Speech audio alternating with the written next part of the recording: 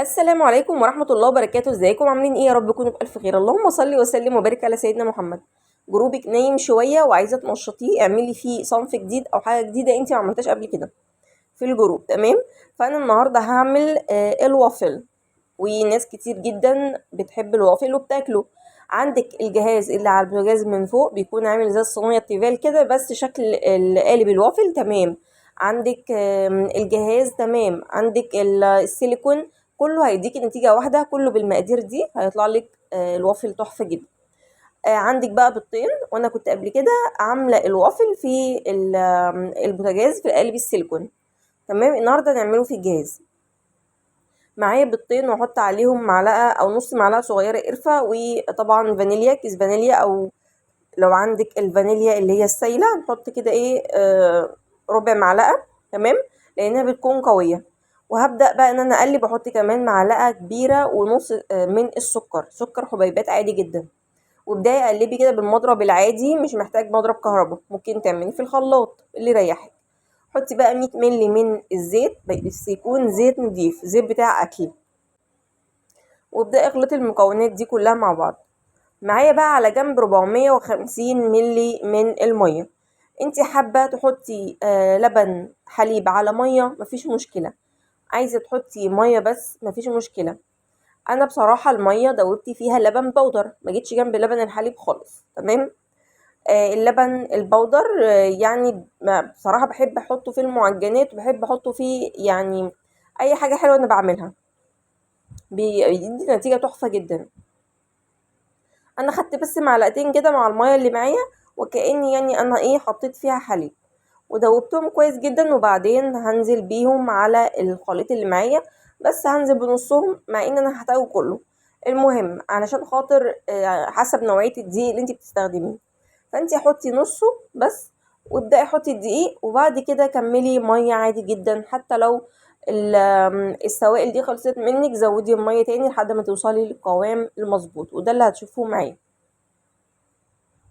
هنبدأ بقى ايه، ان احنا نقلب كده ونجيب نص كيلو دقيق نخلاء، اهم حاجة ان انا نخلاء، وحط عليه كيس بيكنج باودر اللي هو 16 جرام. تمام.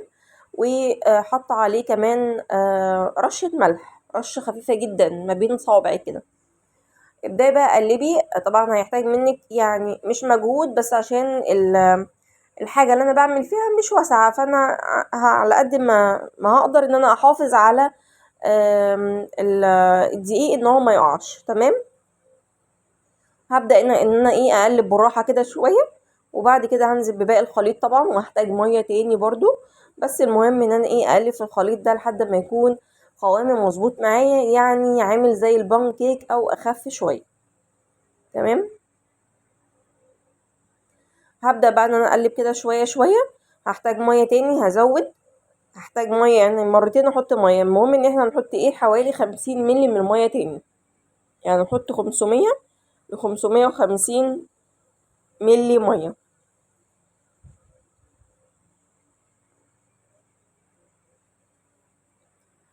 بصوا القوام بقول لكم ان هو تقيل، فزودنا بقى ايه في اللحظه دي بقى ايه زودنا ميه، لان هو كده قوامه تقيل جدا، يعني اتقل كمان من الكيك. انا عايزه القوام بتاعه اخف من قوام الكيك. المهم ان انتي تفضلي تضربي كده كويس جدا علشان خاطر ان هو ينعم معاكي. انا مش عايزه فيه اي تكتلات ولا اي كتل، وتقدري تحطيه في الخلاط هي يعني في لحظه هيتعمل. تمام. بس خلاص احنا يعني استعملنا حاجه نعمل فيها، فمش عايزين بقى نبهدل حاجه تاني. لما يحتاج الامر قوي آه هنحط يعني هنعمله في الخلاط. ولكن انا في الاخر هصفي الخليط برضو، يعني هو تمام ما كانش فيه اي حاجه، بس برضو صفيته بقى تاني خالص في الاخر خالص بالصفايه، بحيث ان لو في اي حاجه انا مش واخده بالي منها ما تكلكعش في العجينه بتاعتي.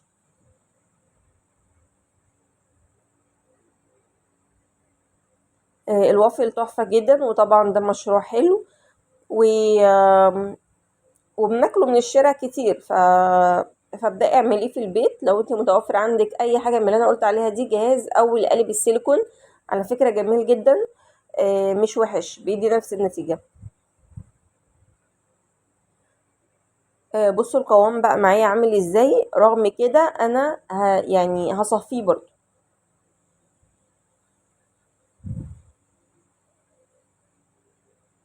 بصوا انا مع العجين والكلام ده كله بحب ان انا بحب العجين جدا يعني. فعلى فكرة بيخرج اي طاقة سلبية جواكي، او يعني متضايقة او زعلانة او كده، ابدأي ان انت عجيني بقى اي حاجة، اي صنف، حتى لو هتعملي كيكة، واقعدي العبي بقى بالدقيق كده او بالعجين كده. بصوا القوام انا صفيته، بصوا القوام معايا. طبعا ده الجهاز، وما بين يعني كل ما اجي احط في الجهاز واحده ولا حاجه، اروح مدياله تقليبه كده، بحيث ان ايه اضمن ان المكونات كلها ممتزجه مع بعض. وهحط في الخانه الواحده، هحط فيها كبشه كبيره من العجين كده علشان يطلع سمكه كويس. لو حطيتي اقل من كده على فكره يعني مش هيستوي، لان هو الجهاز ليه معيار معين علشان خاطر السخان اللي من فوق واللي من تحت. بصوا في سخان من فوق وسخان من تحت، فعلشان اللي فوق يطول اللي من تحت لازم تكوني حاطه مقدار كويس تملي بيه الخانه بتاعه الوافل دي. مسحه بسيطه جدا من الزبده بسيطه، يعني بمنديل او اي حاجه عندك. عملت مسحه بسيطه بالفرشه كده. بصوا هبدا بقى ايه من على الجوانب مش بيوصل حلو، فانا هبدا ان انا ازيحه كده بالراحه من غير ما اجرح الجهاز معايا. بصوا انا ملياها للاخر ازاي. انتي بتحطي كبشه كبيره من ديت مليانه فبتتملي للاخر. ابدأي برضو وزعي كده بالشكل دوت، علشان خاطر السخانات من فوق تطيل يعني توصل للي من تحت، فتديكي اللون كويس، يعني تسويها كويس. لو انتي حاطه العجينه قليله مش هتطلع معاكي بيضه، وعمرها ما هتستوي. وما تنسوش يا جماعه معلقه البيكنج باودر، ما تقولوش ان ده جهاز وحاجه سمكها رفيع والكلام ده، لا هيطلع معاكي معجن من جوه. وبصوا اللون تحفه. يعني انا لو حابه، وعلى فكره يعني محرمش جدا، لو انا حابه ان انا اديله لون اكتر من كده عادي هقفل عليه الجهاز واخليه ياخد لون اكتر من كده. بصوا من الناحيه التانية لونه طالع جميل جدا، ده اللي انا بتكلم فيه. وعلي اهو عالي. حاطه له البيكنج باودر مظبوط، وكمان حاطه المقدار مظبوط. طبعا المساكه اللي معايا دي مش ما لمستش بيها الجهاز، يعني من الطرف بس كده بشيل لان الجهاز لو اتخربش هيلزق فيه الخليط بعد كده، لان يعتبر عامل زي التيفال. تمام. هبدا بقى ان انا اهم حاجه احطه على شبكه تهويه. ويا جماعه اوريدي لما تحطي عليه الصوصات هيطرى معاكي، هو هيفضل كده ناشف طول ما انت معرضاه للهواء. لما تحطي عليه الصوصات وكده يبدا ان هو يحن معاكي وهيبقى طري. بصوا بدات ان انا احط كميه تاني وافرد كده الخليط بتاعي، وهبدا بقى اشتغل على كده الوافل كله، العجينه كلها اللي معايا، وطلع لي يعني كميه كويسه. تمام. كل ده ايه ببيضتين اتنين بس. عارفين ان البيض اليومين دول غالي كده شويه، بس يعني ايه نحاول تقدري تعملي على فكره بيضه واحده وهيطلع لك برضو مقدار حلو قوي. بصوا ده الوافل خلاص يعني. كنت انا بقى بدات ان انا اجيب الاطباق بتاعتي اللي اطلع فيها الاوردرات، واروح اسماه كده سمبوكسه الواحده اتنين، وابدا ارصه في الاطباق بتاعتي، واستعمل بقى الصوصات اللي انا عاوزاها.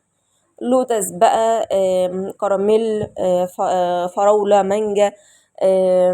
انا عندي الشوكولاتة واللوتس والنوتيلا، والنوتيلا البيضة. تمام. وابدأي بقى ان انت ايه حطي الصوصات كده زي ما العميل طالب منك. على الشوكولاتة حطيت كده قطع شوكولاتة من كابري نوع كويس يعني، وحطيت لوتس عليه بسكوت لوتس مطحون، والنوتيلا بندق، والنوتيلا البيضة عين الجمل. واشوفكم بألف خير.